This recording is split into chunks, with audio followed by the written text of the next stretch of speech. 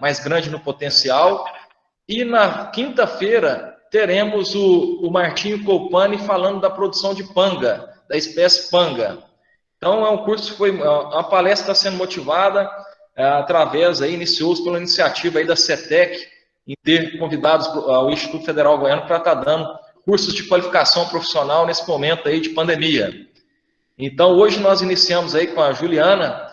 Então agradeço a Juliana por ter disponibilizado o tempo, podendo passar um pouco do seu trabalho para a gente e o que vem acontecendo na agricultura. E a todos vocês também que estão presentes aqui nesse momento, presentes no computador, por estar participando e prestigiando. Então, no final da palestra, nós vamos pedir o nome e o e-mail de cada um para escrever no chat aqui, para a gente poder estar confeccionando o certificado e também o e-mail, tá?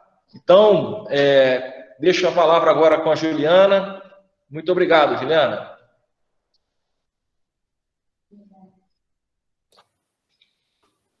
Oi, Adriano.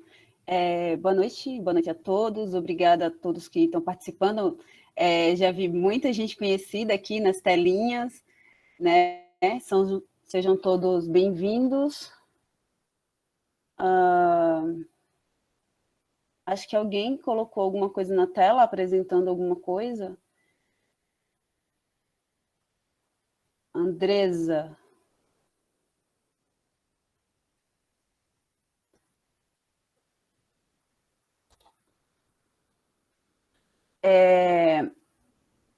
Eu vou começar a apresentação, uma apresentação basicamente sobre aquicultura em águas da União, algumas diferenças entre cessão de uso e licenciamento ambiental, e fiquem à vontade para fazer algumas perguntas depois no final, tá?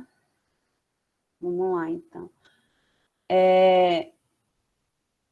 Eu acho que a Andresa tem que parar a apresentação dela, que ela está colocando o WhatsApp dela na tela, sei lá, alguma coisa, para eu poder fazer a apresentação aqui. Juliana, pode entrar com a sua, que sobrepõe a dela, tá. Entendeu? Então, vamos lá.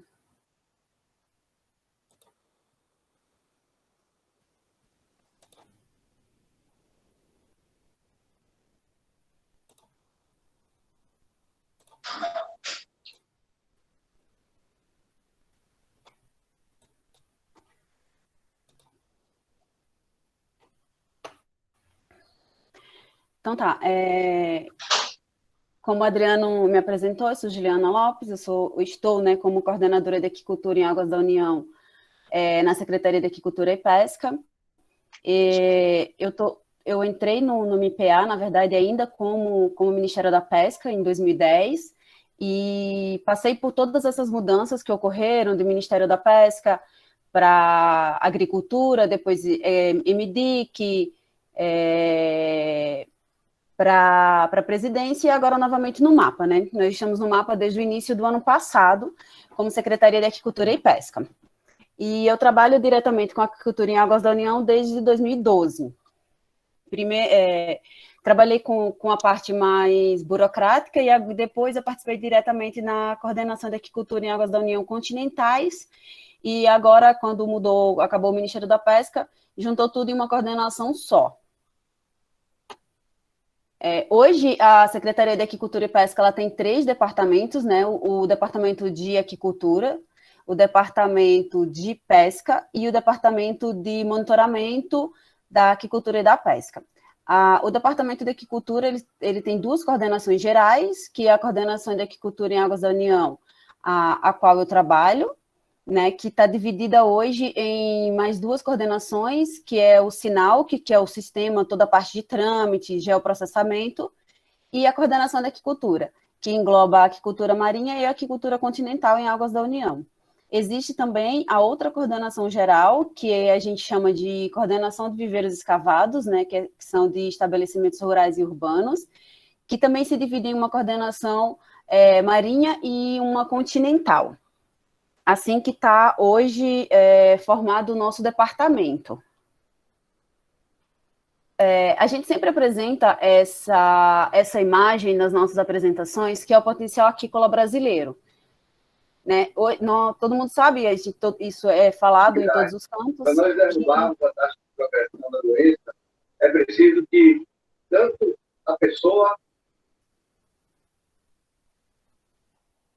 Oi? Pode ir, Juliana, a gente vai monitorando aqui o pessoal. Vamos lá. Só um pouquinho.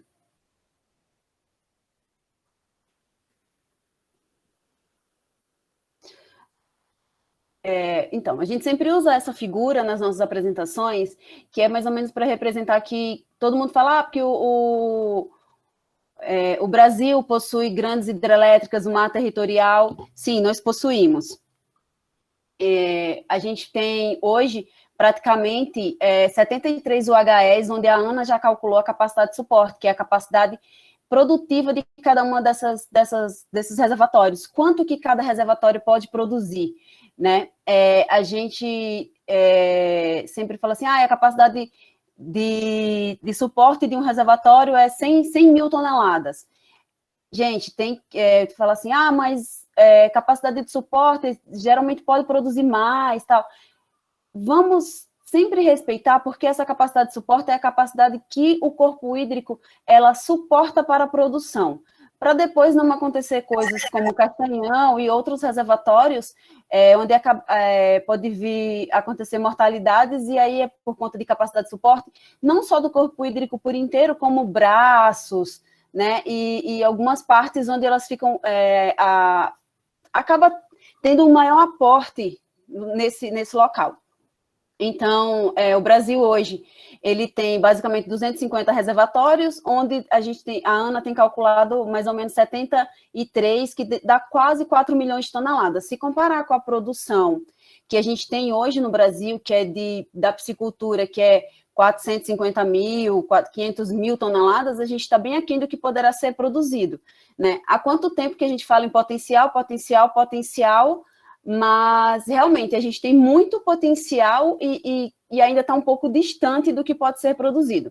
Além disso, a gente tem todo o nosso litoral, toda a nossa costa, que é permitido a produção, com algumas observações, né, tem alguns locais que não é permitida a produção, mas que pode ser explorado tanto a malacocultura, a algicultura, agora principalmente com a liberação da capa-ficus em Santa Catarina. Então, pode vir a capa-ficus de São Paulo, Rio de Janeiro para baixo, até Santa Catarina, capa-ficus. No Nordeste a gente tem gracilária, tem outras algas. A malacocultura com a ostra gigas em Santa Catarina e a nativa mais para o norte e nordeste, tem o mexilhão também em Santa Catarina e Rio de Janeiro e São Paulo, tem a vieira, então, e está começando agora também a piscicultura marinha. Então, potencial, o Brasil tem muito para aquicultura em águas da União, para aquicultura no geral, né? Porque existe também os viveiros, os açudes, a produção em recirculação, a produção em ambiente fechado. Então, o Brasil realmente é um potencial incalculável para a produção aquícola. Mas aí, quando a gente fala assim, águas da União, né, que é basicamente o que eu vou falar aqui hoje. O que são águas da União? São águas que banham mais de um estado da federação, ou que fazem divisa entre estados ou fronteira com outros países. Exemplo, o Rio São Francisco, que nasce em Minas Gerais e deságua entre Alagoas e Sergipe. Ele passa pela Bahia, por Pernambuco, então ele é um rio da União, no qual tem vários reservatórios. Outros rios que por exemplo, o Paranaíba, que vem na divisa de Minas com Goiás, e se une com o Rio Grande, que divide Minas Gerais com São Paulo, formando o Rio Paraná, que acaba também dividindo 4 estados, né? Goiás, Minas, São Paulo e Mato Grosso do Sul. Então, esses são rios da União. Grande parte dos nossos grandes rios hoje, eles estão formados por cascatas de hidrelétrica. Então, todas essas hidrelétricas que antes eram áreas produtivas na pecuária, na agropecuária, elas foram inundadas, né? Elas passaram a ser improdutivas apenas para geração de energia, elas foram criadas para geração de energia, e hoje elas são utilizadas para outras fontes de renda, né? Então, essas represas que são construídas com aporte da União... Oi. Juliana, desculpa, teve alguém que entrou na apresentação. Põe de novo a apresentação sua, que saiu agora. Só um pouquinho.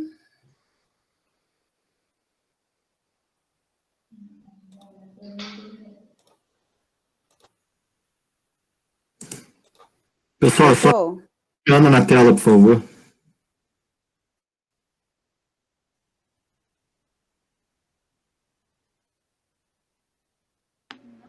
Voltou a apresentação da Juliana. Agora está ok. Oi, gente, por favor. Adriana. Então tá. Então, além disso, todas essas represas que foram construídas com aporte de recursos da União, né? A gente sabe que grande parte das represas que foram construídas no Brasil, mais de 50% delas foram construídas na década de 70 com dinheiro da União. Se a gente falar nessas novas, Belo Monte e outros que também são com aporte da União, então todo esse reservatório de água, ele passa a ser administrado pela União. Outra coisa que, com relação aos reservatórios da União, é que, assim, como a grande maioria, eles estão entre 2 estados ou banham 2 estados, é difícil você deixar essa gestão, aliás, é praticamente impossível você deixar essa gestão para os estados, porque você imagine um reservatório onde de um lado é Piauí, de outro lado é Maranhão, e aí como é que você administra? Cada um dos estados, eles querem produzir, não seja só para a produção de peixe, como pesca, como os outros usos múltiplos que a gente vai ver mais à frente. Então, é melhor que a União administre isso, né, como um bem único, e aí dá condições para que todas as pessoas físicas, jurídicas, a população, o cidadão, possa usufruir desse bem, né, sem que seja passado para o Estado. Aí, como eu vinha falando, que são os usos múltiplos. Grande parte desses reservatórios, eles foram construídos para geração de energia elétrica, né? Então, a partir daí, foi feito outros usos. O abastecimento público, o industrial, a irrigação, a aquicultura, a pesca, transporte, recreação, turismo e o aporte de efluente, né? Que grande parte, que a gente sabe que o Brasil não tem todo o esgoto doméstico tratado, então grande parte dos esgotos das pequenas e grandes cidades, das grandes nem tanto, mas principalmente das pequenas, elas são diretamente para o corpo hídrico. Então, também conta esse aporte, grande parte disso, vem muito disso, né? Conta muito. A gente vê em alguns reservatórios onde ele já está com sua classe 2 de 30 microgramas, que é o que diz o CONAMA, já no seu limite, tanto pelo que o reservatório já traz de fósforo, quanto pelo aporte de esgoto doméstico, sem que as outras atividades se desenvolvam. E a gente sempre fala que a aquicultura, ela é a atividade que ela nasceu enquadrada, né? Ela nasceu enquadrada por quê?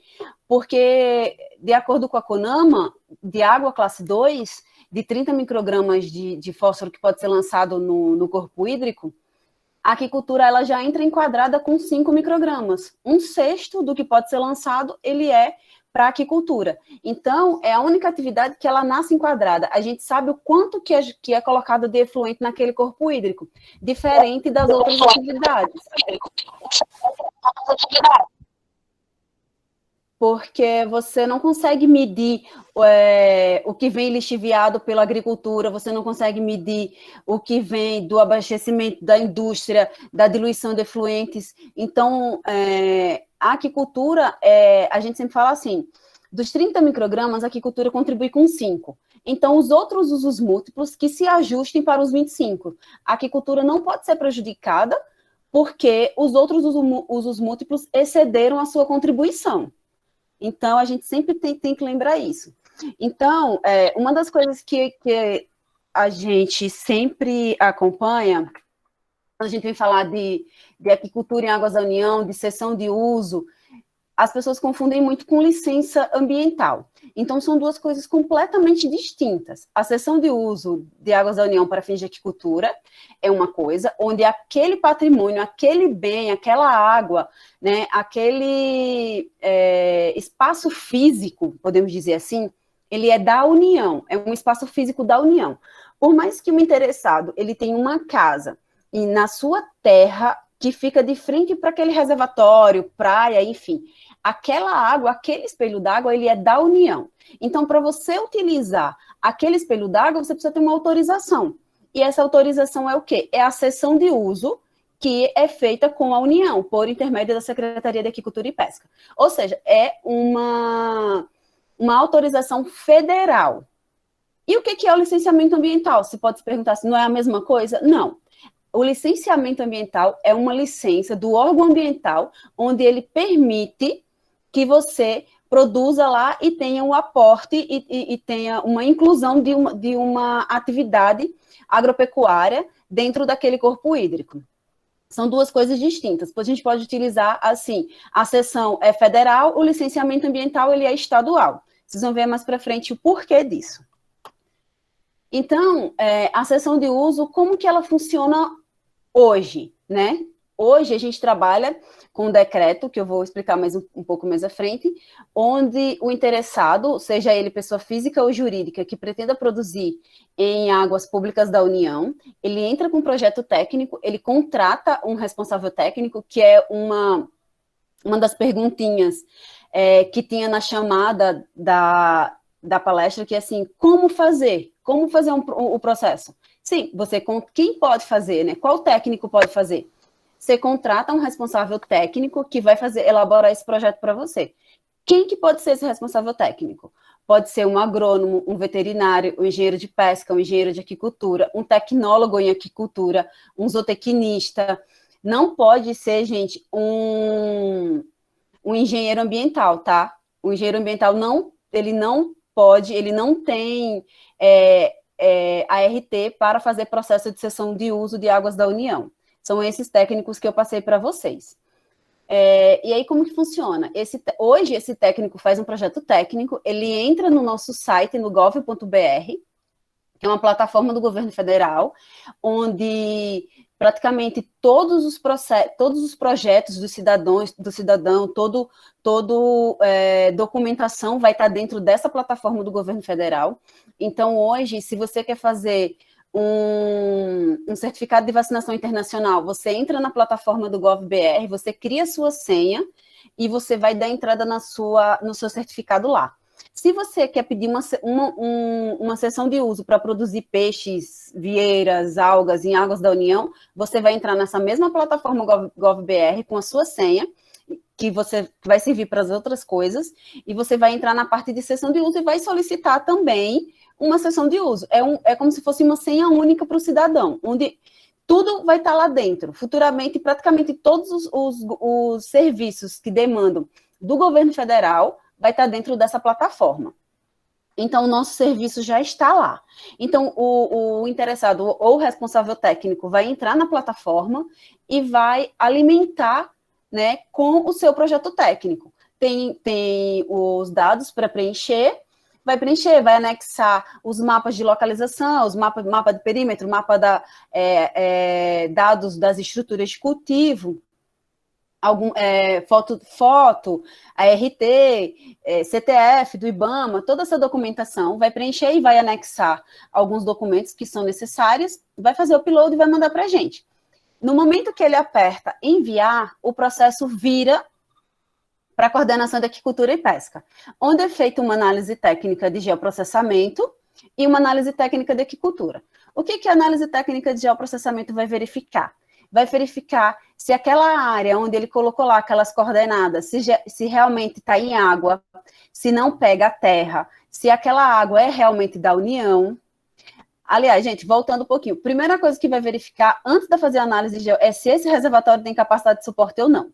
Se o reservatório tem capacidade de suporte, o GEO analisa. Se não tem capacidade de suporte, ele já é devolvido para o interessado, indeferido, e informado que não tem capacidade de suporte. Então, o GEO faz essa análise. Após essa análise do geoprocessamento, vai para a aquicultura. A aquicultura faz uma análise técnica da viabilidade técnica do projeto, certo? Se o projeto passou no geoprocessamento, foi deferido, e a aquicultura deferiu, ele vai para a Agência Nacional de Águas e para a Marinha.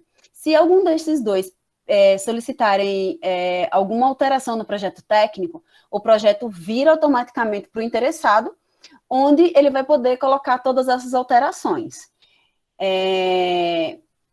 E aí depois volta novamente para as análises. Se tiver tudo ok, então ele vai para a ANA e para a Marinha. A ANA, hoje, ela vai fazer uma análise e vai dar uma outorga preventiva para esse processo seguir, né? E vai para a Marinha fazer uma avaliação do tráfego aquaviário, onde a Marinha vai lá no local e faz uma vistoria. Se o processo for marinho, for no mar, não tem ANA, é diretamente para a Marinha. Depois que sai a outorga e o nada a opor da Marinha, o processo volta para a SAP, onde é feito um parecer conclusivo e vai para a SPU, onde a SPU analisa esse patrimônio, faz uma conferência com outros usos, né, porque naquele corpo hídrico não tem só aquicultura, pode ter um porto, pode ter uma mineração, enfim, que a gente não sabe se vai conflitar ou não, mas a SPU tem essa autonomia para ver. A SPU passa para a gente um documento que chama termo de entrega, e passa aquele patrimônio da União para o Ministério da Agricultura. De posse desse patrimônio, a SAP faz uma licitação e entrega essa área para quem venceu. Isso é até hoje, tá, gente? Só que eu estou mostrando para vocês aqui na tela o nosso organograma. Só que acontece, a gente está em algumas mudanças e algumas melhorias nisso tudo.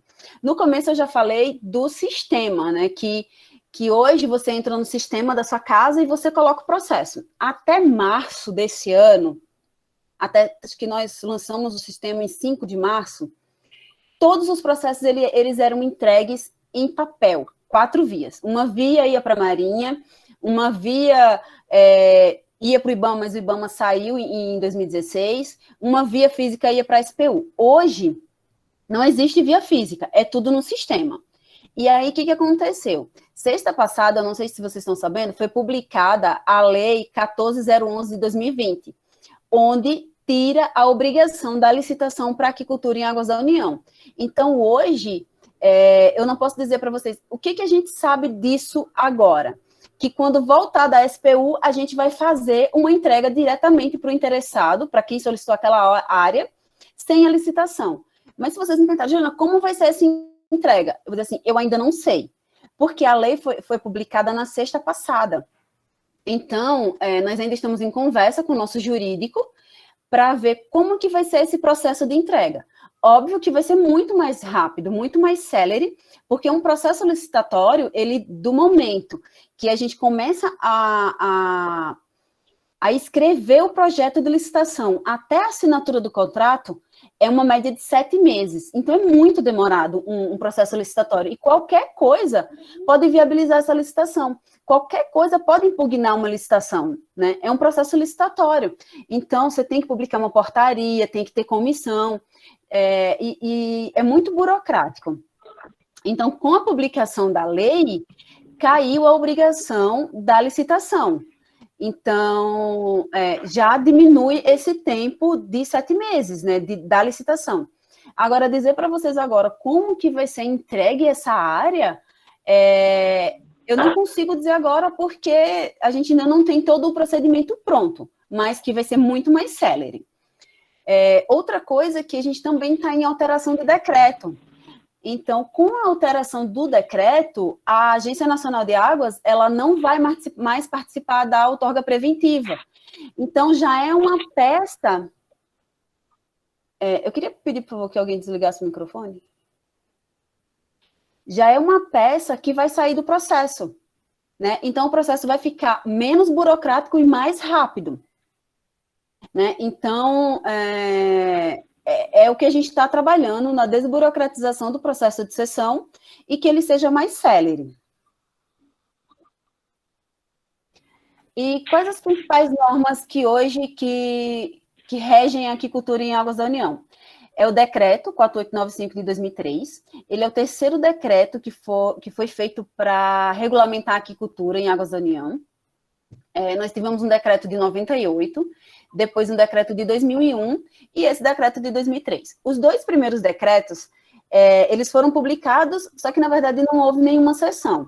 Esse decreto foi publicado em 2003, no entanto, a primeira sessão só foi feita em 2007, com os parques aquícolas de Itaipu, e depois, em 2010, com as áreas aquícolas. As primeiras áreas aquícolas de demanda espontânea foram entregues em 2010. O decreto, ele foi um avanço muito, muito grande para a aquicultura em águas da União.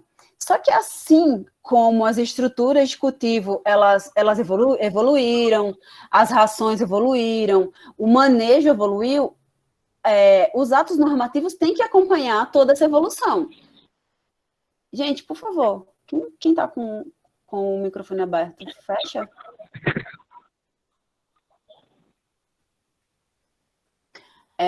Então, todo esse ato normativo ela tem que acompanhar, né, o que está acontecendo. A gente viu que nesses 20 anos a aquicultura cresceu muito, muito mesmo. É uma atividade que cresce praticamente 4% ao ano, né? E a gente viu quanto que mudou as estruturas de cultivo. Quando eu entrei na SAP, eu pegava os processos, eram tanques de 2x2.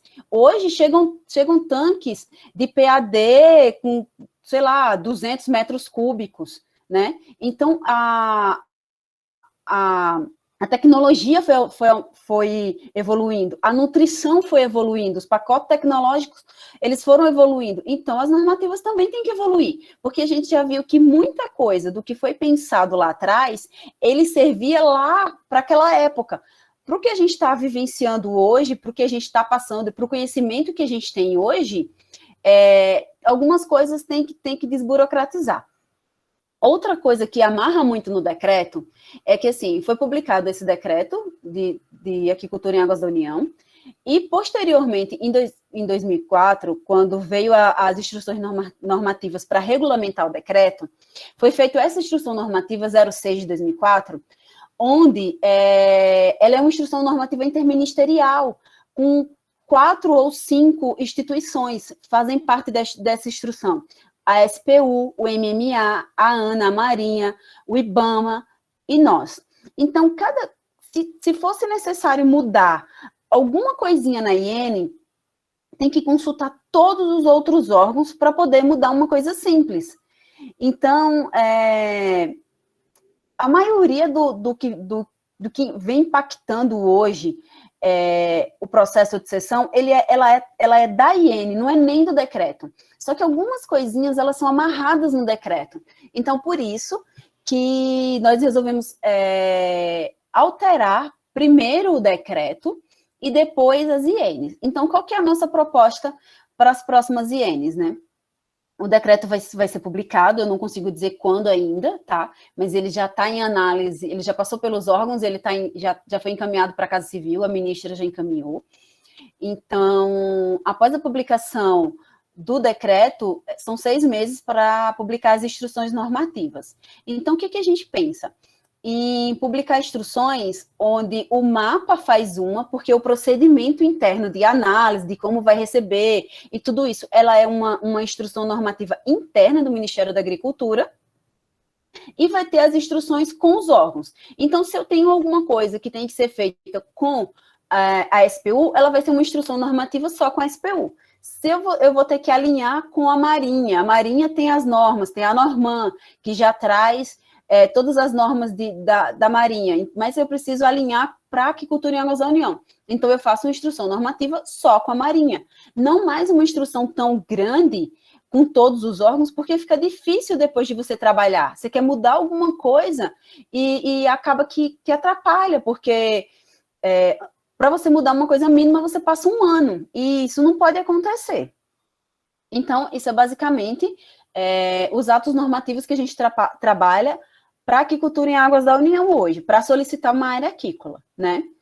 Então, a aquicultura em Águas do Anil, ela tem, na verdade, 5 modalidades, mas a gente trabalha aqui com 2 que são as principais. Existem, além da área e do parque, a unidade demonstrativa, que hoje praticamente, na verdade, nós não temos mais nenhuma funcionando. Nós temos as unidades de pesquisa, principalmente hoje a gente tem uma solicitação que vai assinar agora com o Instituto de Pesca, que é uma unidade demonstrativa para capaficos em São Paulo. Então, são coisas, como é que eu posso dizer, para inovações, né? Essa parte de pesquisa. E temos as áreas de preferência, que são exclusivas para comunidades tradicionais. O que a gente trabalha mais hoje? O que a gente mais trabalha hoje na SAP são as áreas aquícolas, que a gente chama de área aquícola de demanda espontânea, que é onde o interessado, como eu havia falado antes, ele tem um interesse em produzir, então ele contrata um técnico, faz o estudo, manda para a SAP, faz a vistoria da marinha, passa na licitação e é feita a entrega. Essa é a área aquícola. E o que é o parque aquícola? O parque ficou muito conhecido, mais ou menos entre 2007 e 2014, o parque bombou, né, podemos dizer assim. Por quê? Quando o decreto foi publicado lá atrás, em 2003, como eu falei antes, foi publicado em 2003, as primeiras sessões foram feitas em 2007, então aí já são 4 anos. O que acontece? O governo viu que não existia demanda praticamente por área aquícola. Então, eles construíram os parques aquícolas, que seriam como se fossem condomínios demarcados pelo governo, principalmente para pessoas de baixa renda, para atendimento social, para fazer com que essas pessoas se tornassem produtores aquícolas. Dá a chance, porque a aquicultura em Águas do União, ela tem uma peculiaridade. Você não precisa ter terra para produzir. Você pode se tornar um produtor, você pode ser um produtor agropecuário, né? Um produtor aquícola, gerar emprego, renda, produzir alimento, sem ter terra. Porque você pode ter uma área em água, você pode ter uma seção de água e todo a sua área de despesca ou a sua ração, enfim, ela pode ser em um acesso público. Então, isso era para dar oportunidade para produtores produzirem sem precisar ter terra. O que acontece? Os parques aquícolas, eles, na minha opinião, ele é uma ideia muito boa, até porque não existia demanda, então o governo entregava a área pronta, licitada, licenciada, para o produtor produzir.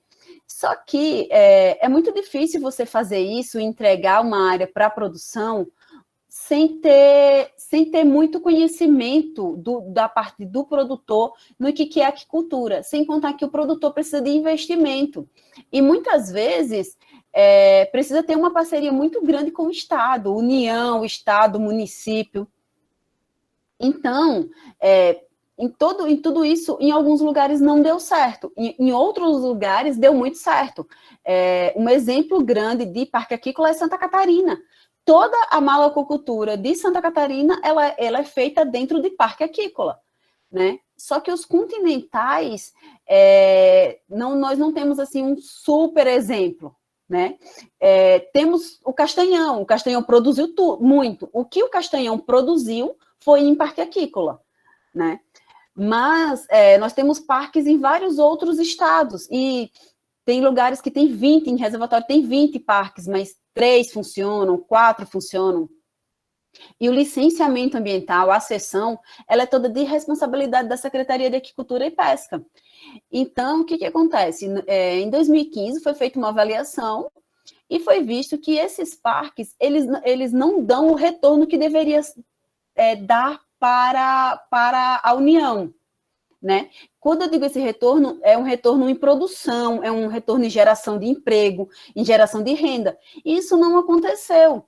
A gente viu em muitos lugares onde cessionários ganharam a cessão, né? Foram vencedores da licitação.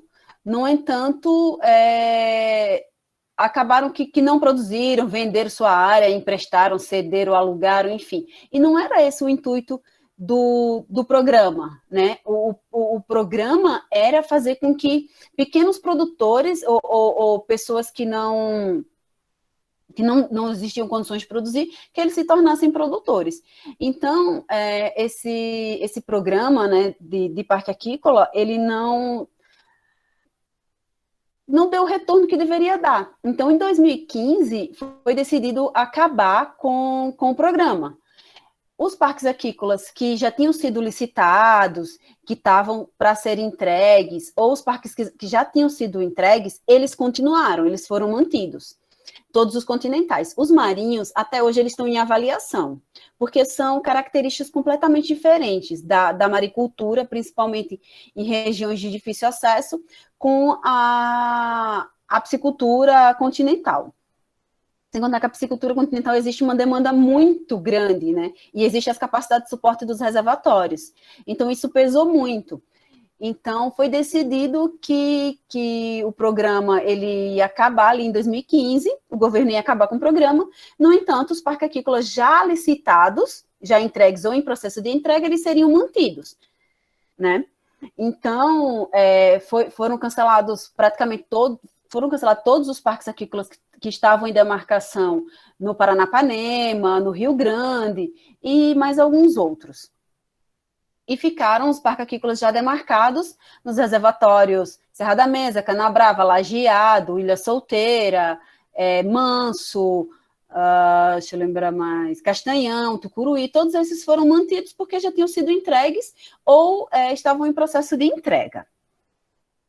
Então, existe basicamente hoje, em Águas da União, o que a gente mais trabalha, que é onde existe uma maior produção, essas duas modalidades, sendo que a área aquícola é a que realmente produz e a que realmente traz para a gente um retorno grande em termos de produção. E o licenciamento ambiental? O que difere? Como eu já tinha falado antes, né? O primeiro que difere é que o licenciamento ambiental ele é posterior à cessão, no caso da área aquícola. E aí ele é instituído pela Lei 6.938 de 81, que é a Política Nacional do Meio Ambiente, né? Onde quem fazia o licenciamento ambiental era o IBAMA. No entanto, com a Lei Complementar LC 140 de 2011, o IBAMA passou o licenciamento ambiental para os estados, né? Essa lei complementar traz diversas coisas, eu joguei aqui o principal, que é para a aquicultura, que é passar o licenciamento ambiental para os estados. Os estados, por sua vez, podem passar para os municípios, né, se aquele município tem condições de licenciar. Então, é basicamente esses atos normativos ligados ao licenciamento ambiental. A Lei Nacional Política Nacional do Meio Ambiente, a LC 140, aí a gente passa para as duas resoluções CONAMAS, a 413, que trata do licenciamento ambiental da aquicultura, e a 357, que trata dos enquadramentos dos corpos hídricos, que é aquilo que eu disse lá atrás, que hoje, basicamente, todos os nossos corpos hídricos para aquicultura, eles são classe 2, que você pode lançar até 30 microgramas de fósforo no ambiente. E com a LC 140, que delegou para os estados o licenciamento ambiental, então cada estado tem a sua norma. Cada estado tem uma norma específica para o licenciamento. Lembrando que essas normas, elas não podem ser mais permissivas que a lei federal, que os normativos federais. Então, existe a resolução CONAMA, que é uma resolução orientativa. Tá? Apesar do licenciamento dos órgãos ambientais utilizarem a resolução CONAMA como uma bíblia, passo a passo, a resolução CONAMA ela é uma resolução orientativa. No entanto, os órgãos ambientais se utilizam dela para todos os itens. E também, eu até esqueci de colocar aqui, a portaria do IBAMA, a 145 de 98, que traz a parte de espécies, de locação, translocação de espécies para aquicultura. Então, alguns estados, posso até, Goiás, por exemplo, né? Em 2014, Goiás proibiu o cultivo de tilápia na bacia Tocantins-Araguaia, né? Serra da Mesa, Canabrava. Então, foi proibido e houve uma contestação à época do Ministério da Pesca, e o órgão ambiental falou assim, não, nós precisamos de um normativo do IBAMA, onde ele diga que pode cultivar tilápia na bacia Tocantins-Araguaia. Sendo que isso já estava na 145 e suas alterações, acho que estava até na 027 de 2003. No entanto, você não vai encontrar nesses normativos do IBAMA, diz assim, é permitido o cultivo da espécie XYZ na bacia tal. Você não vai encontrar isso, você vai encontrar como a espécie, ela já é encontrada lá, ela está, deixa eu ver a palavra correta que eles usam, identificada. Estabelecida. Estabelecida. Não, mas não é nem estabelecida. Eles usam outra palavra. Endêmica. Não, gente, na 145 não trata dessas espécies endêmicas, né? Ela trata dos alóctones e das exóticas. Então, se ela já está detectada, se ela está detectada ou não na bacia, ela não vai dizer especificamente que você pode cultivar naquela bacia. Não tem. Introduzido? Não, ela não vem dessa forma. Ela fala que ela está detectada. Ela traz nos seus anexos as espécies alóctones ou exóticas detectadas para aquela bacia. E aí, você pode cultivar essas que já estão detectadas ou estabelecidas.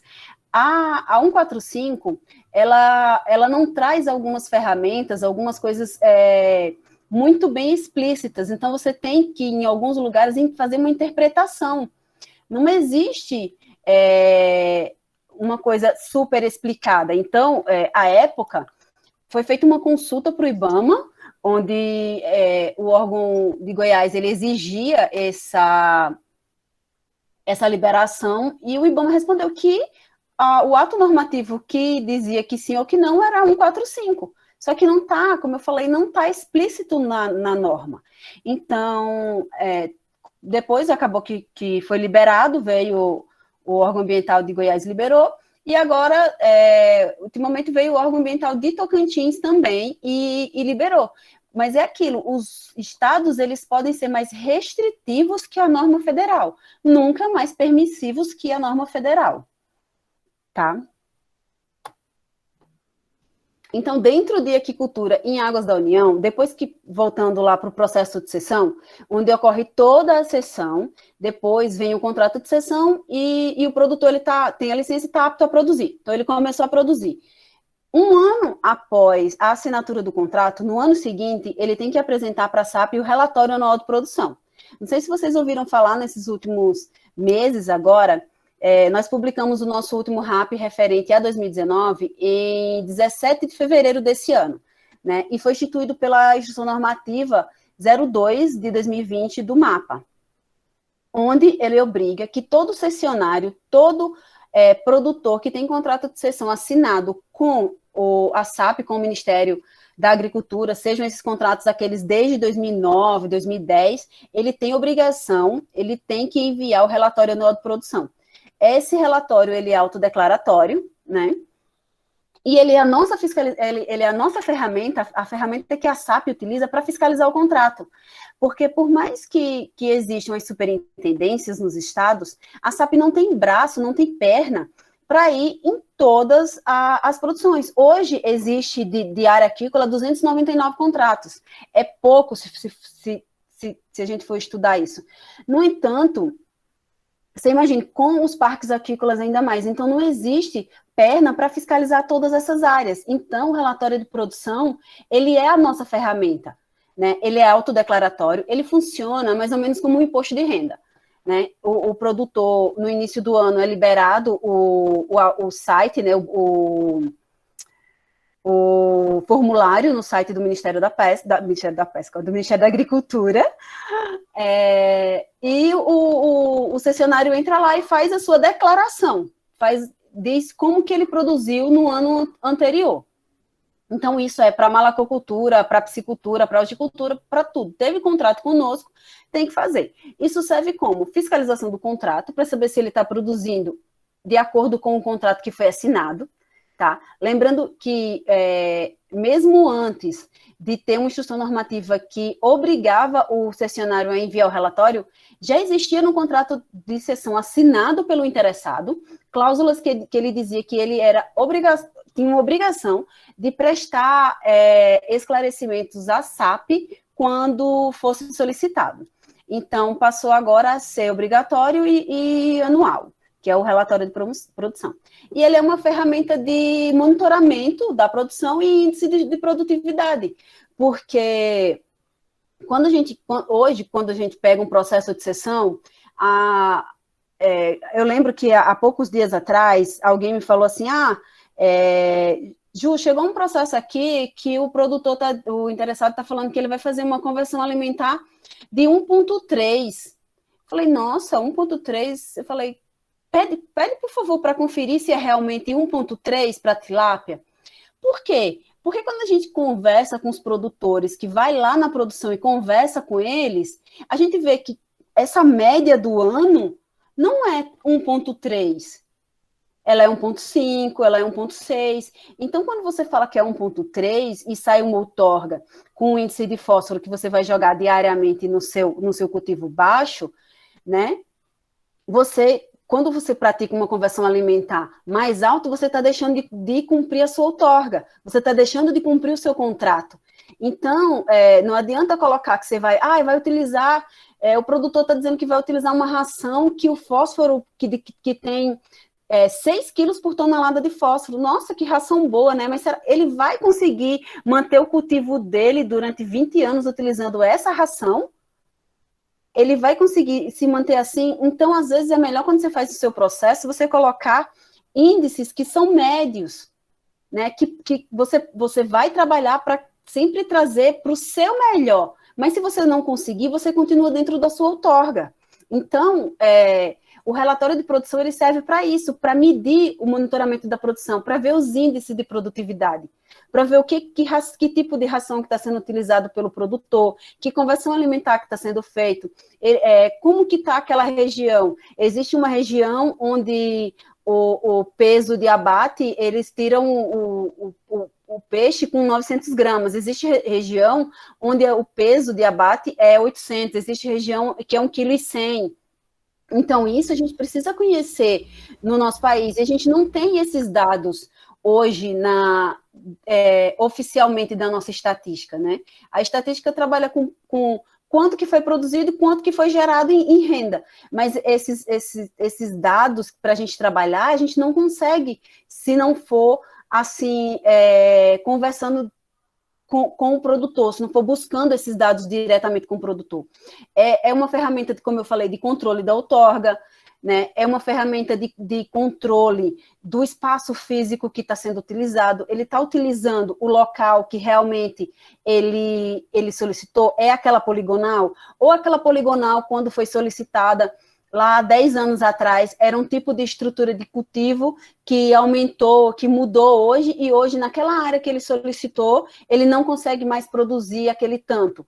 Aquela área que ele solicitou antes, ele era a única pessoa do reservatório, então ele produzia super bem, só que hoje ele tem 10 vizinhos aportando fósforo, então ele não consegue mais produzir, aquela água não suporta mais produzir o que ele tinha se proposto a produzir lá há 10 anos atrás. Então, por quê? A gente precisa conhecer esses dados, né? A gente escuta muito dos produtores que é difícil ter o licenciamento ambiental. Tem protocolos em alguns estados que estão há 5 anos.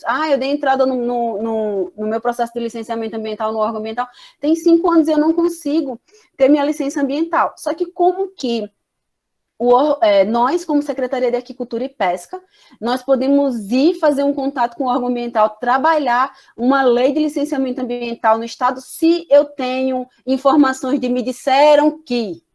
Eu não posso trabalhar em cima de suposições, eu tenho que trabalhar em cima de fatos.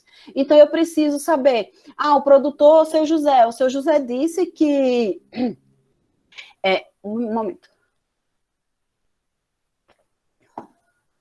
O seu José disse que não consegue a licença dele, que ele deu entrada há 5 anos. Então, seu José, me mande no seu relatório de produção, por favor, o seu protocolo da licença, porque se eu tiver do estado X 10 produtores, e os 10 produtores têm protocolos há X anos e não conseguem sair licença, alguma coisa existe de errado nesse estado. Aí a gente vai trabalhar esse estado.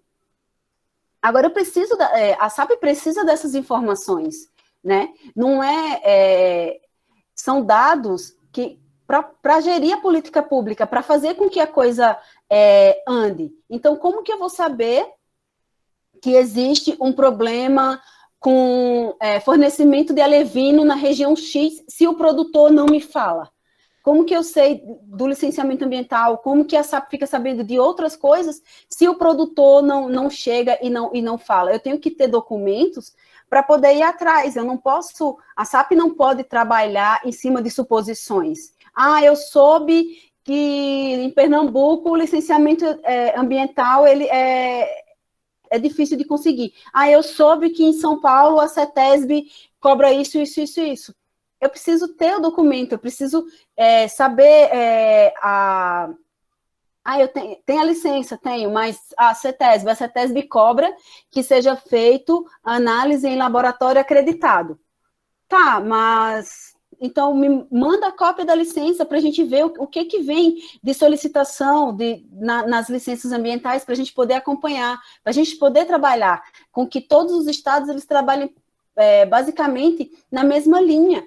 Porque muitas vezes, como o corpo hídrico ele é federal, as pessoas deixam de produzir em um estado e passam a produzir na outra margem por conta de CMS, por conta de licenciamento ambiental, que no estado Y você consegue uma licença, no X você não consegue, no estado Y você consegue uma isonomia para XYZ, no estado X você não consegue. Então, a gente tem que trabalhar isso para que todo mundo consiga trabalhar pelo menos no mesmo ritmo. Então, para que isso possa acontecer, a gente precisa que o produtor fale, que o produtor diga, que ele prove.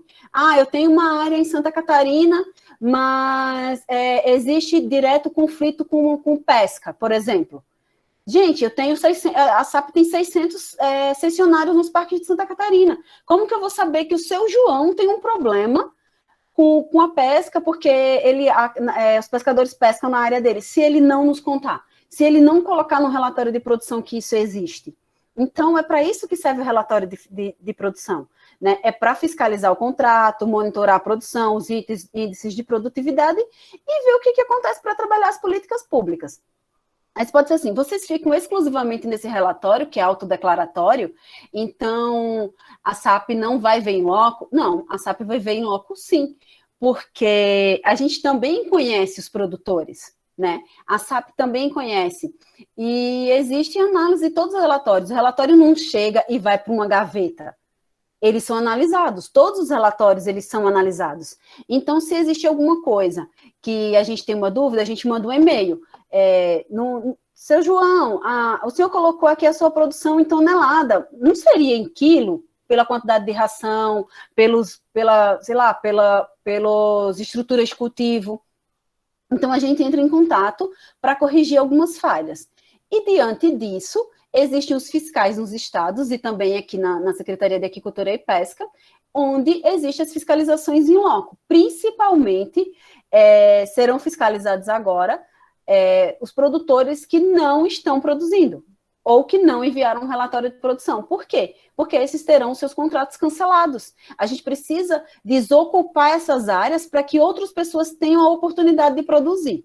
Então, isso é também uma das grandes ferramentas do relatório de produção. Além de tudo isso que eu estou falando, que a SAP vem trabalhando que já vem trabalhando há algum tempo, não é uma coisa também exclusiva desse ano, ou do ano passado, ou de 2 anos atrás. A gente já vem trabalhando há muito tempo, né? Com alguns testes e algumas coisas, e junto com as unidades de pesquisa também. Então, a gente já tem várias coisas que vem trabalhando, e quando a coisa ela está tomando jeito, está formatada, então a gente consegue disponibilizar para o público. Então, outra coisa que a gente vem trabalhando também é a Rede Nacional de Monitoramento Ambiental da Aquicultura em Águas da União. Como que funciona essa rede? A rede hoje, ela é um arranjo multi-institucional. onde existe a SAP, a Embrapa, universidades, instituições de pesquisa, representantes do setor, junta tudo isso e a gente vem trabalhando no monitoramento ambiental. De que forma? Unindo dados, principalmente da pesquisa. Existem muitos dados de pesquisadores que foram feitos nos reservatórios e que foram publicadas em revistas, em papers, e aí a rede uniu tudo isso em publicações únicas, né? E também foi feito a parte de programa de monitoramento ambiental, onde vai ser apresentado para os órgãos ambientais, para a gente tentar manter um monitoramento único para os órgãos, onde foi visto que a aquicultura não é o impacto que os órgãos ambientais falam que né? Porque quando você olha para um corpo hídrico onde tem uma produção aquícola, você vê os tanques, você vê os longlines, você vê as outras estruturas, mas você não vê um aporte do esgoto doméstico que está saindo por um cano que não dá para ver, você não vê a lixiviação que vem da agropecuária. Então, acaba que a aquicultura ela é a única penalizada com tudo isso. Então, a gente vem trabalhando com essa rede, com a junção de todos esses pesquisadores, onde a gente tenta mostrar que a aquicultura não é o vilão que todo órgão ambiental diz que é. Então, para isso, a gente está estruturando, na verdade, ela foi estruturada em 2018, mas veio um decreto presidencial que acabou com vários comitês no início do ano passado, e inclusive com essa rede. Então, agora, nós estamos mais uma vez constituindo a rede, né? Estamos com um processo para a constituição da rede, e convido os órgãos universidades e institutos a participar conosco na parte de monitoramento. A rede não participa com aporte financeiro para as pesquisas, né, tão grande assim, mas, como que eu posso dizer? Nós temos a visibilidade e podemos conversar com os produtores também para fazer os experimentos e algumas análises nas propriedades. Isso traz para os produtores uma coisa muito boa. Uma das coisas que a gente está conversando agora com os órgãos ambientais, por exemplo, é o monitoramento por conjunto. Se você está em um braço, 3 produções, e cada uma delas tem que fazer um monitoramento ambiental, por que não fazer um monitoramento só do braço, em vez de cada uma das produções? Então, são coisas que está sendo proposto. E, além de tudo, é que esse monitoramento que é proposto hoje pelo CONAMA e alguns órgãos ambientais, que é a análise de água, a montante, a jusante e no meio da produção, ela não demonstra o real impacto que a aquicultura provoca. Isso não quer dizer nada, entendeu? São análises que não servem para nada dentro do corpo hídrico reservatório. Então, a rede está propondo uma nova forma de monitorar ambientalmente a aquicultura, então, através de estudos, de pesquisas, e quem sabe até propor mudança nos atos normativos que regem a parte ambiental da aquicultura.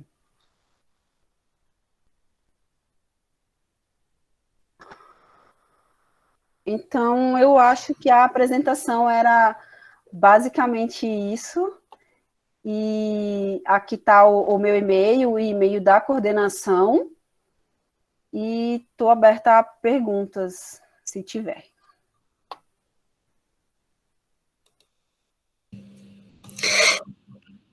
Pessoal, vamos fazer o seguinte, para não bagunçar, vamos escrevendo as perguntas no chat e a Juliana vai respondendo à medida do possível, porque a sala está aí com 200 e tantas pessoas, eu acho que é mais fácil dessa forma, tá bom? Ô, Juliana, então vamos seguir dessa forma.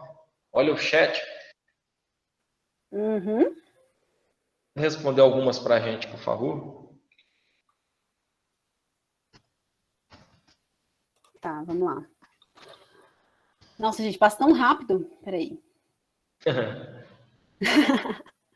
Tô olhando aqui.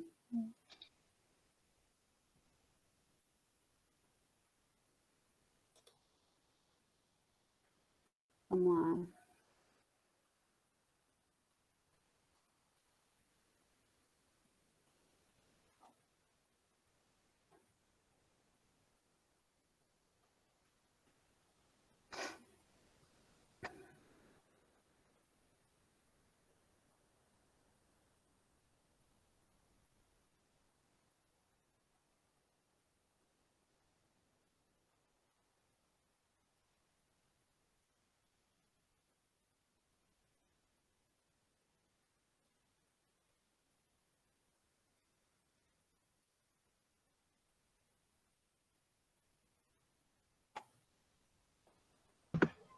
É difícil de achar porque tem Adriano, o endereço das pessoas. Adriano, tudo jóia? Deixa eu te dar uma Tudo jóia, sugestão. Sim, fala, Marco. Aqui. Anota aí numa tabela de Excel do lado as perguntas e vai lendo para ela, porque fica movimentando o chat aí, ela não consegue prestar atenção nas perguntas e no chat. Tá ok. Vamos fazer isso aí. Obrigado, viu, Marco? De nada. Acho que vai ser melhor mesmo.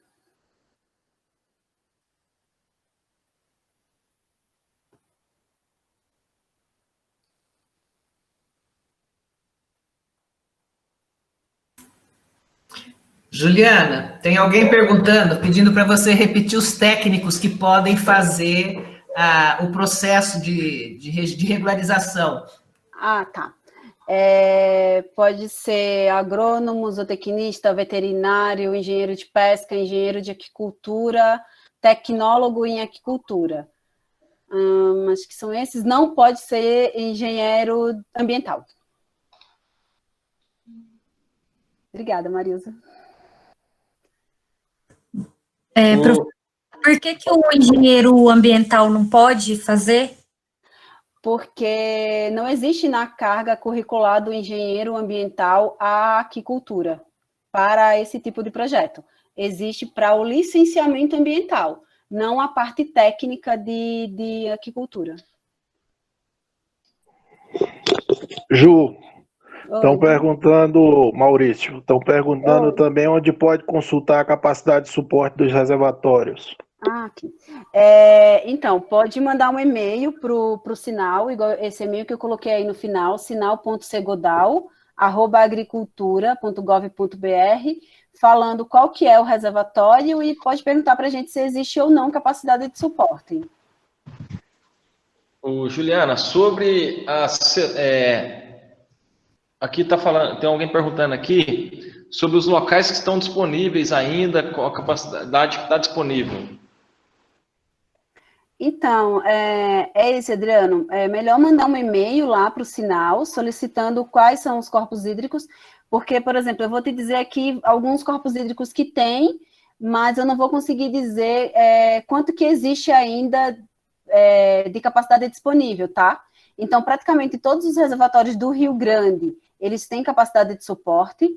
Do Paranapanema, Chavantes não tem mais, Jurumiri não tem. Os demais, eles estão quase no limite. Serra da Mesa não tem mais. Mochotó não tem mais. Itaparica não tem mais. Furnas não tem. Então, é mais fácil perguntar isso no Sinal, no e-mail, e aí a gente vai ter uma resposta, além de ter uma resposta oficial de verdade, porque eu posso até passar por alguns aqui e dizer que tem, e chega lá, não tem. Aí não tem Santa Branca, não tem Paraibuna, não tem Ilha Solteira. Certo. Pela outra pergunta aqui, baseado em quais evidências científicas a aquicultura é responsável por 1/6 do aporte de peixe de um reservatório? Isso verifica-se em continental e maricultura? Não, maricultura não. Isso é feito só para aquicultura continental. Quem calcula a capacidade de suporte dos reservatórios é a Agência Nacional de Águas, né?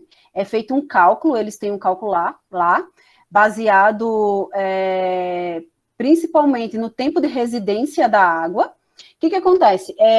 Como existem vários usos múltiplos e todo mundo contribui com o aporte, então, a Agência Nacional de Águas, eles calcularam que a aquicultura ela vai contribuir com um sexto.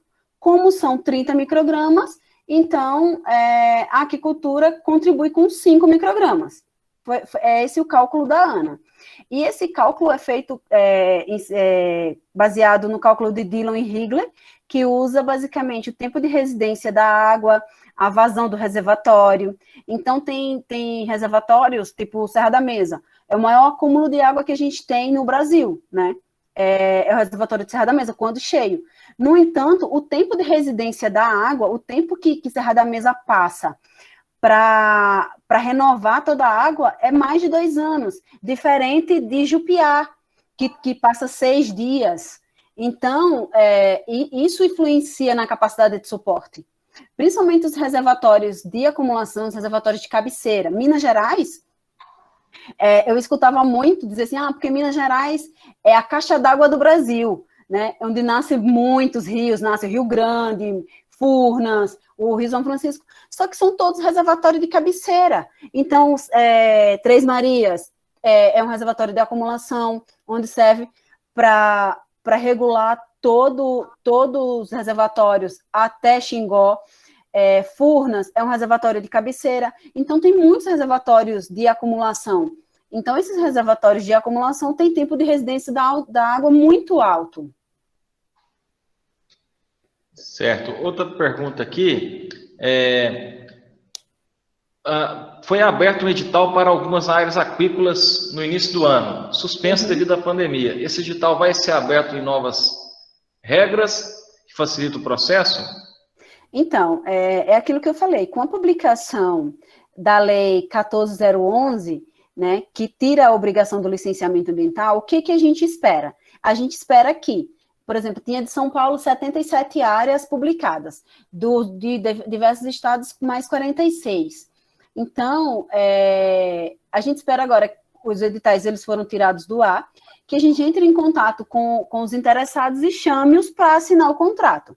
Só que eu não consigo dizer ainda como que vai ser esse trâmite, porque a gente ainda precisa montar, né, isso com o nosso jurídico. Mas eu acredito que vai ser chamado para assinar os contratos. Uma outra pergunta aqui. Os processos já abertos em tramitação irão se enquadrar na Lei 14.011? Sim. Sim. Outra pergunta. Gostaria de saber qual a previsão da data para a próxima licitação não onerosa das áreas remanescentes dos parques aquícolas do PLDM de Santa Catarina, que não foram contemplados nas últimas licitações. Tá. Nós estamos em renovação das licenças ambientais de Santa Catarina, porque lá são todos parques. Então, quem tem que renovar as licenças é a Secretaria. Nós estamos em processo de renovação dessas licenças. A partir do momento que sair a renovação das licenças, aí serão licitados o restante das áreas. Como eu falei, os parques aquícolas marinhos, eles ainda estão em análise, e os de Santa Catarina, como eles já foram licitados antes, eles serão relicitados. Lembrando também que esse ano é um ano atípico, né? Porque nós começamos um ano com essa pandemia que atrasou muita coisa, e a gente está indo para uma eleição. Então, quando chegar 3 meses antes e 3 meses depois das eleições, não pode ser feito a entrega de área não onerosa. Qual o tempo que o SEAP estima entre a abertura de um processo e a assinatura de um contrato de outorga? Então, hoje tem processo que está indo para a licitação com 1 ano e tem processo que está indo para a licitação que está há 10 anos.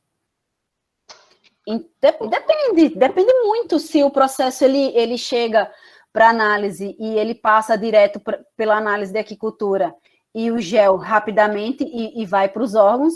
Se aí um reservatório que tem capacidade de suporte, ele é analisado ainda mais rápido. No entanto, se se ele vem, aí ele precisa de alteração, aí volta para o responsável técnico, aí volta. Esse processo demora. Se um processo, a gente sempre fala assim, um processo feliz, né? Um processo feliz que chega, ele entra e tá redondo, tá lindo, e ele vai para todos os lugares, em um ano ele tá apto para licitação. A gente tinha agora, na licitação de São Paulo, o processo que estava com 11 meses que o processo tinha entrado. Era nosso recorde. A gente ia bater o recorde e veio o Covid para atrapalhar. Deixa eu ver o que é mais aqui. Como se trata pedidos de companhias estrangeiras? A companhia estrangeira, ela tem que ter constituído no Brasil um CNPJ. Ela tem que chegar aqui no Brasil, constituir um CNPJ, e aí ela pode solicitar uma área aquícola. Lembrando que pessoa jurídica, para solicitar uma área aquícola, ela tem que ter no seu contrato social, no seu CNPJ, uma atividade de aquicultura. Não pode ser, eu sou uma loja de produtos de construção, e aí eu vou usar o mesmo CNPJ e vou pedir uma área aquícola. Mas aí o que com construção tem a ver com aquicultura? Né? Nada, tem que ter dentro do seu CNPJ, uma associação do seu ato constitutivo, tudo isso tem que ter com objetivo também a produção aquícola. Juliana, tem uma pessoa pedindo para colocar o último slide para pegar os seus contatos. Tem como colocar de novo aí, apresentar a tela? Claro.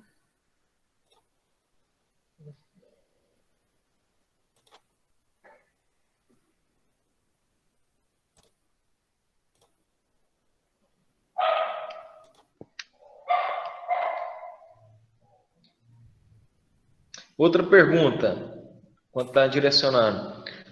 Juliana, onde a infraestrutura tem se desenvolvido, propiciando a produção de tilápias nos reservatórios que ainda possuem capacidade de suporte? Então, hoje existe São Paulo e o Paraná, hoje basicamente é quem lideram de infraestrutura, né? Eles têm de tudo. Produção de alevino, ração, a parte de indústria de processamento. Esses dois estados é o que para a produção de tilápia, quem está mais à frente. Minas também, mas Minas hoje não tem capacidade de suporte praticamente. Eu acho que é basicamente esses dois estados. Em qual estado a infraestrutura, frigorífico, fornecedores tem se desenvolvido, prosperando a produção de tilápias nos reservatórios que ainda possuem capacidade de suporte? Esses dois, a mesma coisa. Esses dois estados hoje, São Paulo e Paraná. Está crescendo bastante. Como eu falei, Minas tem frigorífico, Minas tem, mas as capacidades de suporte dos reservatórios, elas são pequenas. Goiás tem também, né, Paranaíba e tal, mas ainda não tem tanta infra quanto São Paulo e Paraná para tilápia. Outra pergunta. A Lei 14.011, além de excluir a necessidade de licitação, o mesmo dispensa o licenciamento ambiental estadual? Não. Toda atividade produtiva tem que ter licenciamento ambiental. Nem que seja um cadastro, mas tem que ter. Vai ter processos novos para áreas marinhas? Sim, pode tá aberto para solicitação. As superintendências federais são responsáveis por algum trâmite desse processo de regularização? Hoje não mais. Apenas pela fiscalização do contrato após a assinatura. Para licenciar uma cooperativa ou uma associação, cada membro tem que ter uma licença ou pode juntar todos e tirar uma única licença? Mas aí seria, se for uma licença ambiental, é uma licença do cultivo, né, da cooperativa. Se for uma licença de aquicultor, é diferente. São Paulo e Paraná possuem capacidade de suporte?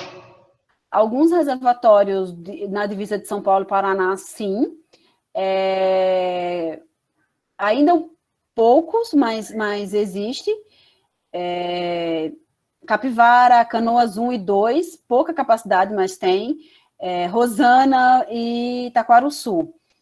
Existe em São Paulo ainda todos os reservatórios do Rio Grande, Estreito, Jaguara, Paraibuna, Água Vermelha, deixa eu lembrar, Marimbondo, Porto Colômbia, todos esses têm capacidade de suporte, e ainda na divisa de São Paulo com o Mato Grosso do Sul tem Porto Primavera, Jupiá e Ilha Solteira não tem mais. Como se encontra a situação legal para a produção aquícola no Castanhal no atual momento? Novos pedidos? Impossível novos pedidos para o Castanhão. O Castanhão hoje não dá conta nem do que existe de cessionário para produzir. Né? O Castanhão, a gente acompanha desde 2014, que é uma mortalidade atrás da outra. Né?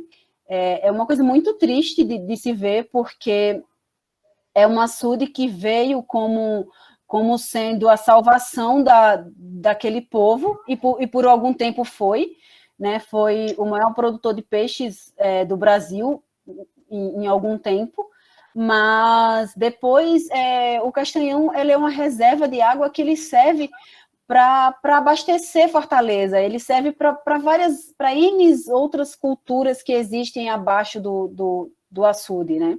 Então, a gente vem acompanhando que nos últimos anos o Castanhão secou muito, né? E quando a gente fala que secou o reservatório, você imagine a concentração de organismos, a concentração de fósforo, a concentração de outras coisas que existe naquela água. Então, isso faz com que a produção não consiga se estabelecer da forma que vinha sendo feita há outros anos. Então, hoje o Castanhão não tem condições de ter novos produtores. Ele hoje não tem nem condições de manter os produtores que têm cessão de uso, na verdade. De quanto em quanto tempo é reavaliado a capacidade de suporte dos reservatórios? Então, como dito anteriormente, quem faz analisar a capacidade de suporte, quem calcula a capacidade é a Agência Nacional de Águas, né? Então, existe uma certa frequência deles, mas não muda tanto assim, não. Como que está o processo de liberação da tilápia no lago de Itaipu? Então, Itaipu, o que acontece?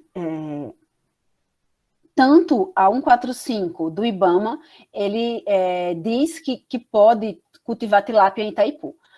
Hoje, aquela região do Oeste Paranaense, ela é a maior produtora de tilápia do Brasil.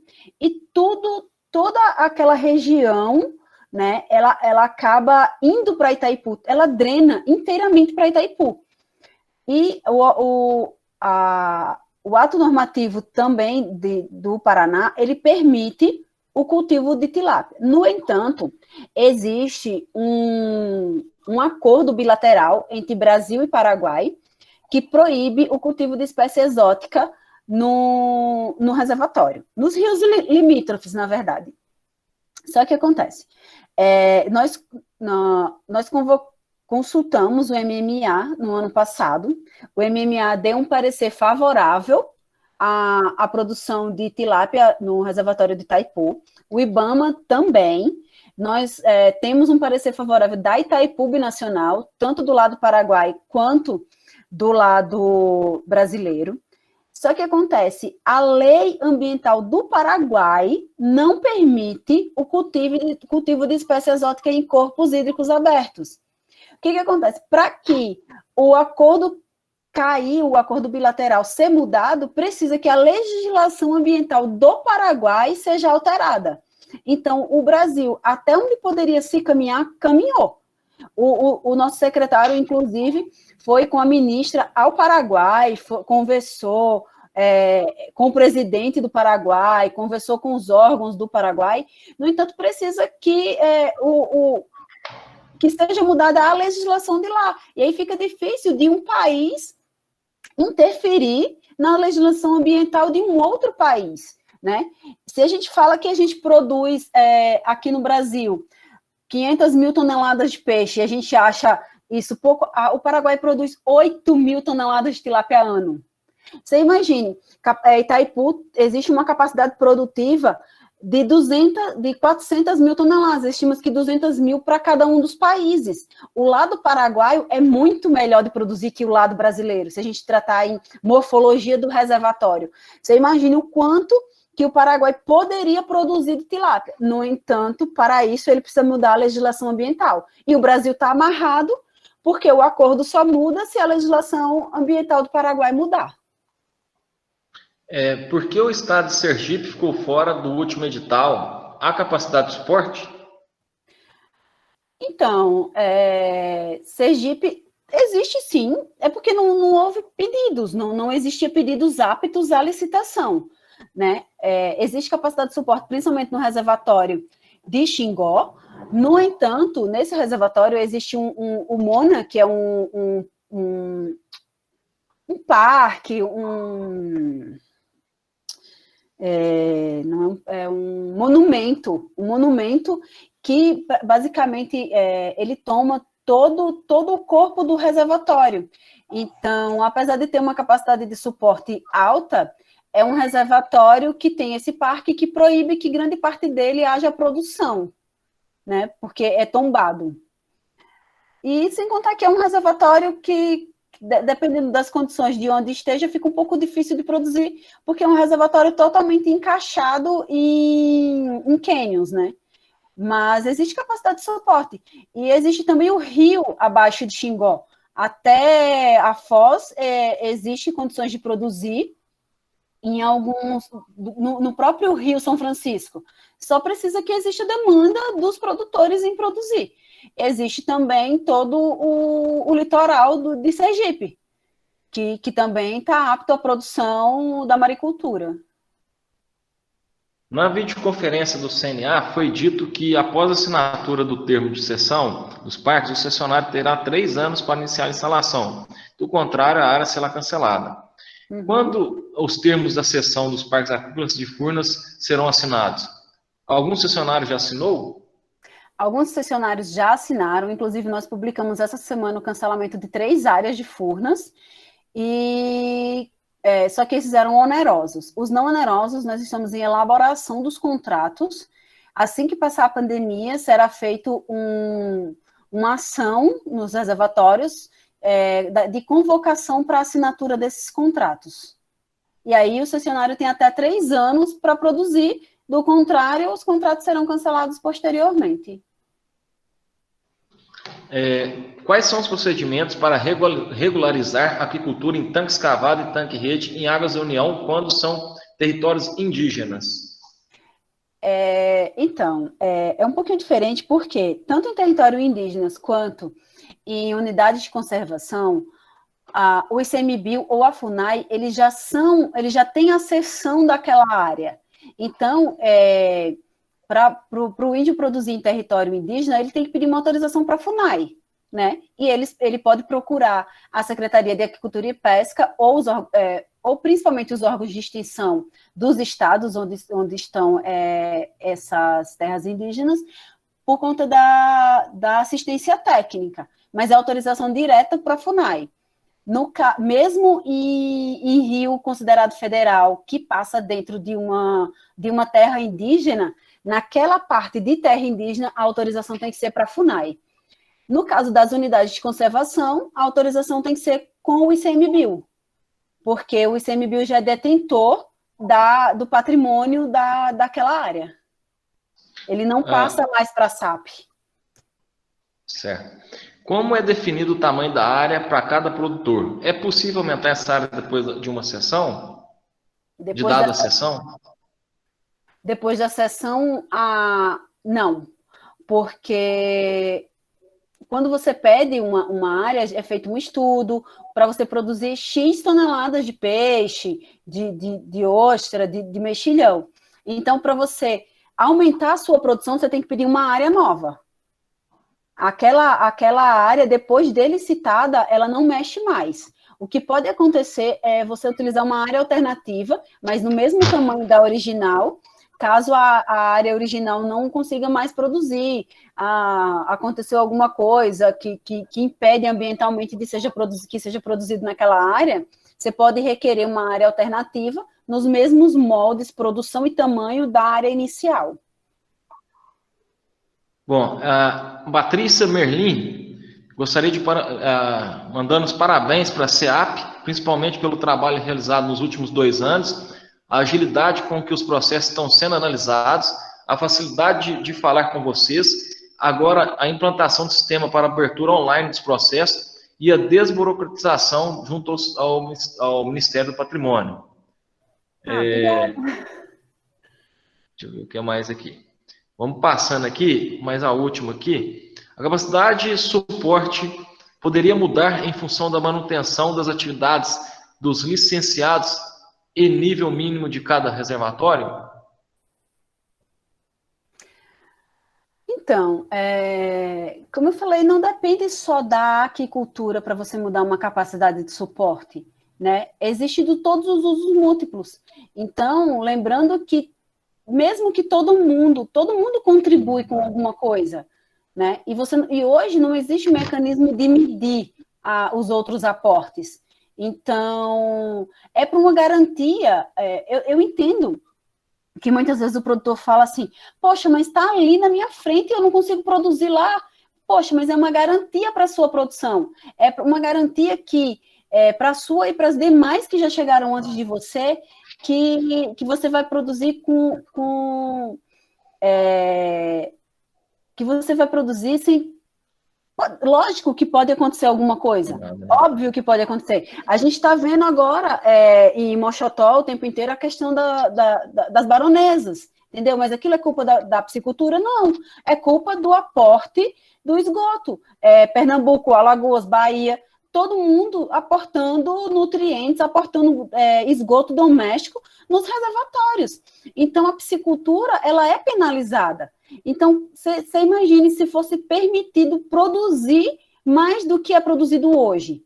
Quanto mais colocar, mais aporte, mais a água não sustenta. Então, é você produzir para que você tenha condições daquela água produzir peixe e também servir de água para dessedentação animal e para as outras culturas. Então, para que isso aconteça, é mantido a capacidade de suporte desses reservatórios e é uma segurança para que você consiga produzir o que está solicitado.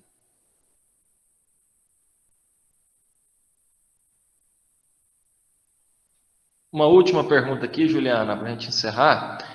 Como obter regularização da aquícola com água, com utilização de água subterrânea? Isso daí é direto na Agência Nacional de Águas, você tem que pedir uma outorga direto na ANA, né, porque aí é uma captação para você utilizar em viveiros e em outros tipos de estrutura de cultivo, né, em recirculação. Então, é uma outorga diretamente na Agência Nacional de Águas. Deixa eu ver a última aqui. Juliana, agora uma pergunta minha. De maneira geral, quanto que é o custo hoje, vamos falar assim, o custo hoje estimado, por produção, metro cúbico, como que é, de maneira geral? Como que é traçado esse custo das águas da União? Custo, você quer dizer assim, para regularizar ou... Para regularizar. Então, para você, a cessão de uso, o quanto a cessão de uso cobra, é isso que você está querendo saber? Isso, exato. Tá. É levado em conta o quê? Produção, área... Ela é calculada em cima da produção, ela não é calculada em cima da área.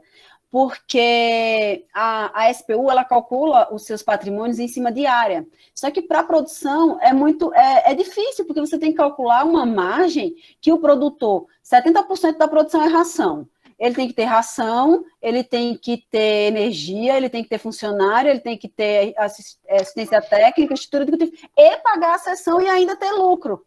Então, é um valor calculado em cima da produção. É um valor, assim, é um baixo custo para uma manutenção. Só que hoje esse valor ele vai todo para o Caixa Único da União, tá? Mas é um valor bem baixo. Considera-se, por exemplo, para você produzir 50 toneladas de tilápia, você pague R$1.000 em 20 anos. Certo. Então, é bem pouco por ano. Vamos encerrar as perguntas aqui. Eu vou passar o resto da programação da semana e daqui a pouco eu agradeço a Juliana, tá? E vocês também. Então, amanhã nós teremos as seguintes palestras na programação. Nós teremos o Francisco, diretor executivo da Peixe BR, falando sobre o panorama da apicultura. Na quarta-feira teremos o Fábio Sucel falando do lambari. Lambari pequeno no tamanho e grande no potencial. Quinta-feira teremos o Martinho Colpani falando da produção do panga, do potencial produtivo do panga.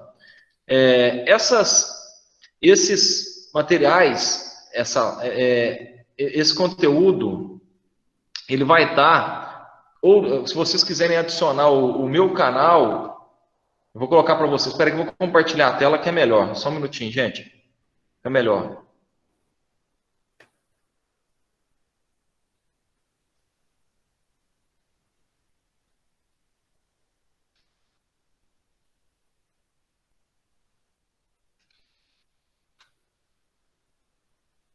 Peraí que ele está abrindo já.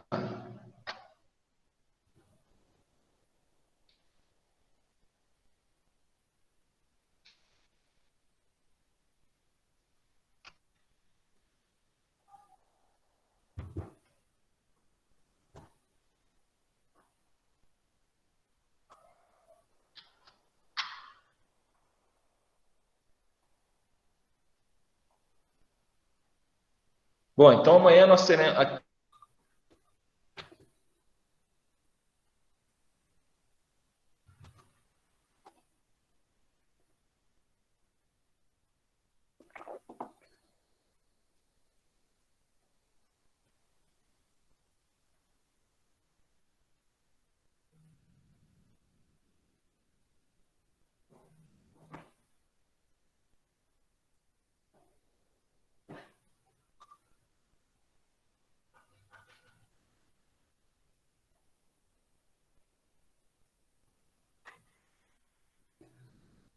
Eu tenho só uma perguntinha enquanto abre aí. Eu gostaria de saber em relação ao certificado. Vem pelo e-mail, não é isso? Em quanto tempo?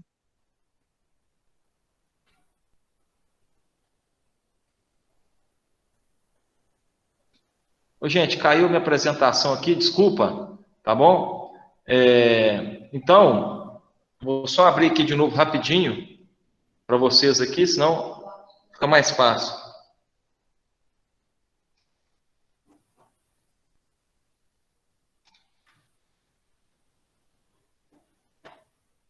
Eu vou abrir aqui mesmo no meu próprio Paint.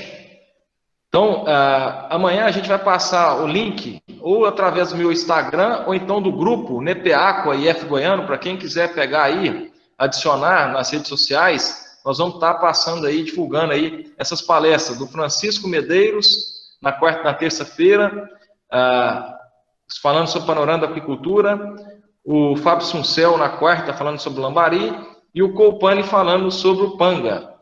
Então está aqui para vocês adicionarem. Essa palestra ela vai estar disponível no meu canal. Está aqui o meu canal, já tem algumas coisas devido ao curso que eu passei para vocês. Eu vou estar disponibilizando essa apresentação também. Tá? Então fica à vontade em estar adicionando aí. Então agora eu quero agradecer deixa eu tirar aqui, interromper. Eu quero agradecer a Juliana por ter disponibilizado aí esse momento aí para estar apresentando um pouco para a gente aí sobre os projetos, sobre a regularização dos parques aquícolas. A disponibilidade dela, convidei na sexta, ela prontamente esteve disponível para poder estar apresentando para a gente. Então, Juliana, muito obrigado. Eu agradeço a todos vocês também aí por ter participado aí dessa apresentação também. E convido vocês aí a estar participando amanhã também. Sobre os certificados, nós mandaremos por e-mail, num prazo aí de 1 a 2 semanas. Tá bom? Então, muito obrigado a todos aí e até amanhã ou depois da manhã para quem estiver presente. Uma boa noite a todos. Eu que agradeço, Adriano. Boa noite a todos. E como eu passei no final da apresentação, o contato está disponível, o e-mail. Quem tiver alguma dúvida é só entrar em contato conosco e a equipe da SAP está à disposição para sanar todas as dúvidas e o quanto antes sair a sessão de todo mundo.